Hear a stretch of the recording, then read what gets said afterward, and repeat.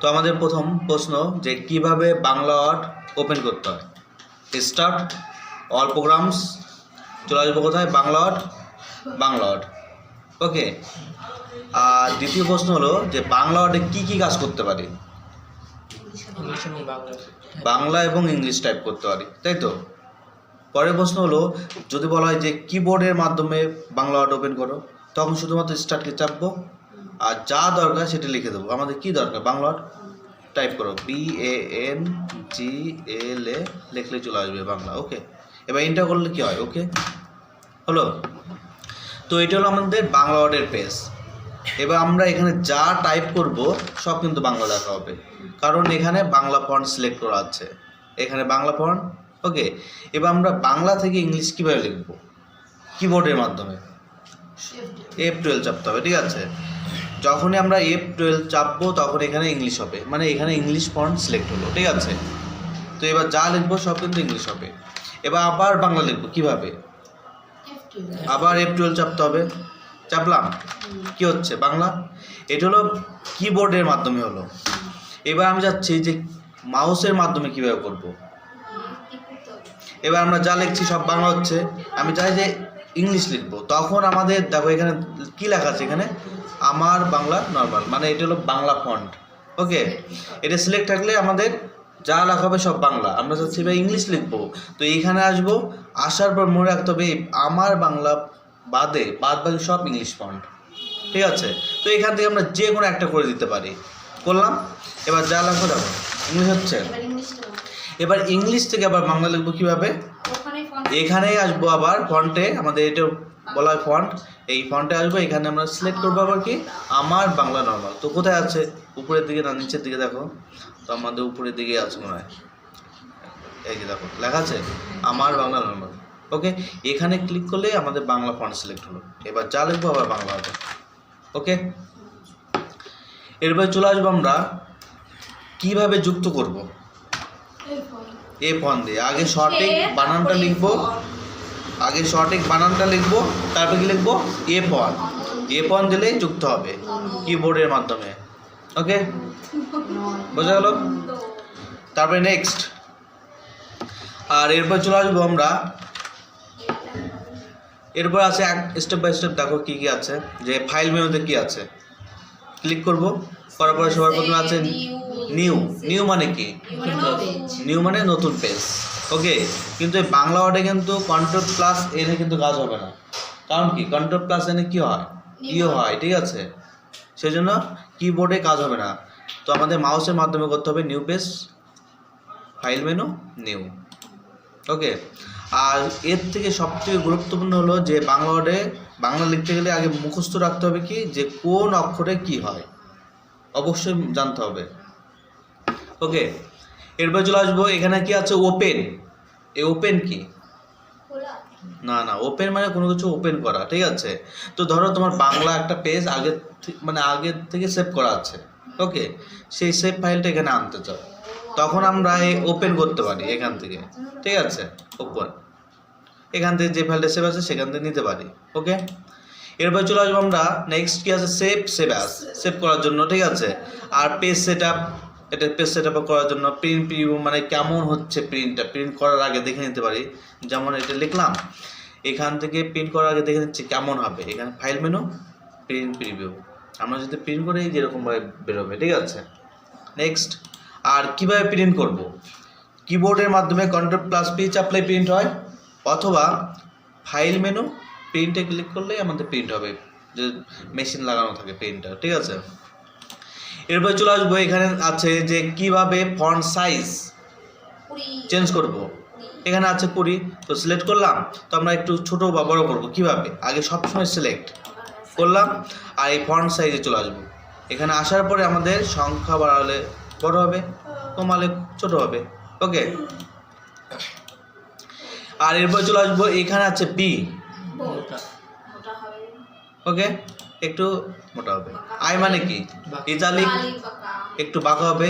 You মানে কি, underline, মানে নিচে দাগ হবে, ঠিক আছে। আমরা তো দেখো ভালো করে দেখো, আমরা তো সিলেক্ট করি, করার পর এখান থেকে ফন্ট সাইজ চেঞ্জ করতে পারি। এছাড়া আরেকটা নিয়ম আছে, সেটা কীভাবে সিলেক্ট করব, করার পর চলে আসবো ফরম্যাট। ওকে, কোথায় আসবো? ফরম্যাট। ফরম্যাটে আসার পর ক্যারেক্টার। ওকে, এখান থেকে আসার পরে দেখো এই চলে আসবে আমাদের ওপেন। এখানে হলো আমাদের ফন্ট বিভিন্ন রকম, আর এখানে সাইজ, ঠিক আছে। এখানে সমস্ত কিছু আছে, বোল্ড, ইতালিক, আন্ডারলাইন, ঠিক আছে। তারপরে ওকে, এখান থেকেও করতে পারি আমরা। তো কীভাবে করলাম? প্রথম নিয়ম আমাদের সিলেক্ট করব, এখান থেকে করতে পারি ফন্ট এবং ফন্ট সাইজ। এছাড়া আরেকটা নিয়ম কোথায়? Select, format, character. এখান থেকে আমাদের ফন্ট, এখান থেকে সাইজ, যেটা ভালো লাগে নাও, আর এখান থেকে বাদ বাকি করতে পারো। এখান থেকে আমাদের কি করবো? ওকে। ওকে, নেক্সট। এবার চলে আসবো এই লেখাটাকে আমরা মাঝখানে করব। তো মাঝখানে এর ইংলিশ কি? সেন্টার। তো এর পুরো নাম হয় অ্যালাইন টেক্সট সেন্টার, মানে মাঝখানে, ঠিক আছে। সব কিছু তুলে দিচ্ছে আবার একটা। তো মাঝখানে করব মানে সেন্টার, পুরো নাম কি? Align text centre. Okay, select করলাম আর এখানে ক্লিক করো, সেন্টার। আর ডান পাশে করবো কীভাবে? ডান পাশে মানে রাইট, ঠিক আছে। পুরো নাম কি? Align text right. ওকে, তো এখানে ক্লিক করতে হবে। আর লেফট মানে কি? বাঁ পাশে, অ্যালাইন টেক্সট লেফট, এইটা। ওকে, আর জাস্টিফাই মানে কি? জাস্টিফাই মানে আমাদের এটা। তো এই জাস্টিফাই মানে কি? জাস্টিফাই মানে হলো লেখা দুই প্রান্ত সমান হয়। ওকে, দেখো যদি আমি বেশি লিখি তাহলে বুঝতে পারবা। তো আমি লিখে আসবো।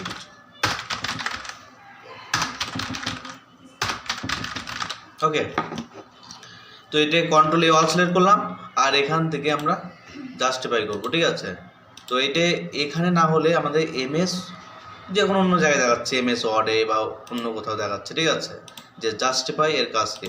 তো এমএস ওয়ার্ড ওপেন করলাম, করার পর আমরা এখানে কিছু লিখলাম। তো কিছু ডেমো টেক্সট আনার জন্য সমান সমান RAND, ওকে, এটা লিখতাম, লিখলাম।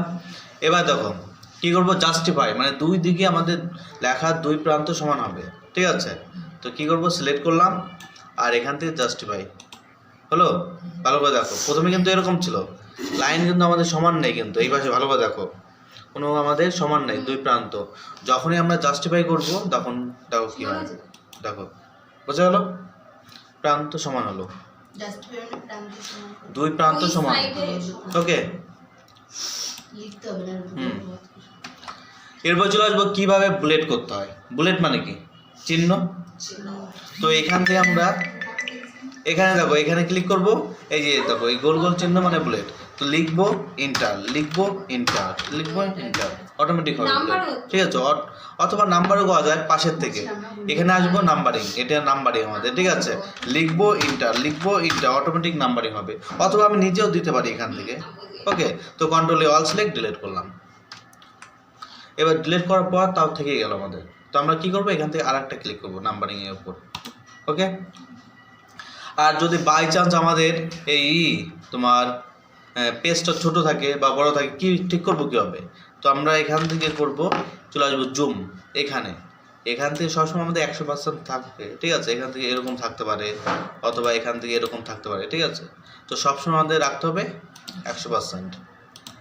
ওকে, নেক্সট, কীভাবে টেক্সট কালার করতে হয়? টেক্সট কালার মানে, টেক্সট মানে কি? টেক্সট মানে একটা লাইন লেখার, ঠিক আছে। তো এই টেক্সট কালার করবো কীভাবে?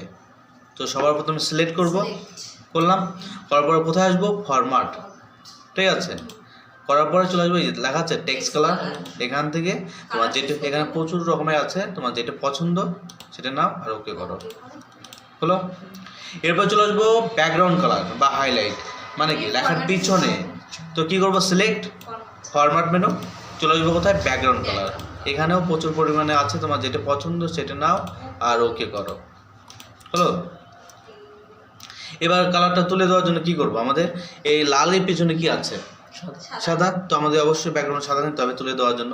সিলেক্ট করব, চলে আসবো ফরম্যাট, ব্যাকগ্রাউন্ড কালার, এখান থেকে সাদা নাও হয়েছে, এখান থেকে করো। ওকে, এরপর নেক্সট চলে আসবো যে কিভাবে কপি করতে হয় বা ডিলিট করবো কীভাবে।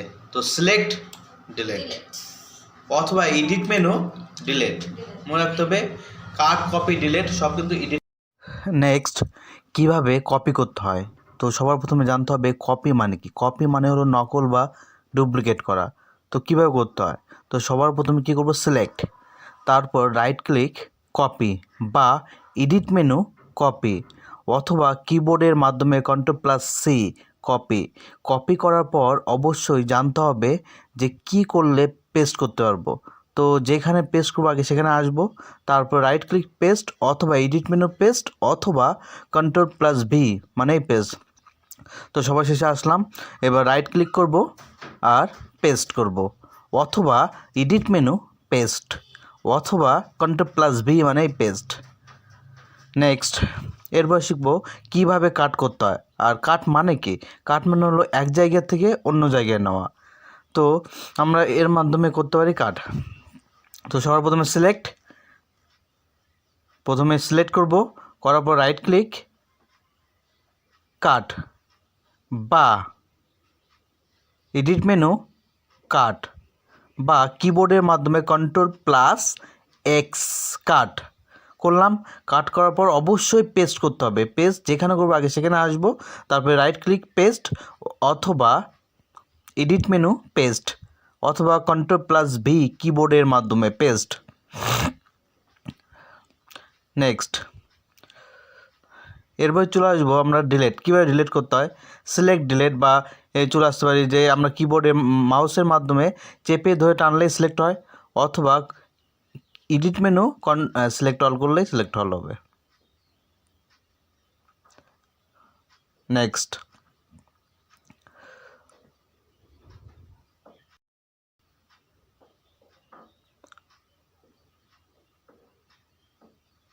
এছাড়াও যদি আমাদের হেল্প দরকার হয় যে কোন অক্ষরে কী হয়, তো আসতে হবে আমাদের হেল্প ইউজার অ্যাকাউন্ট।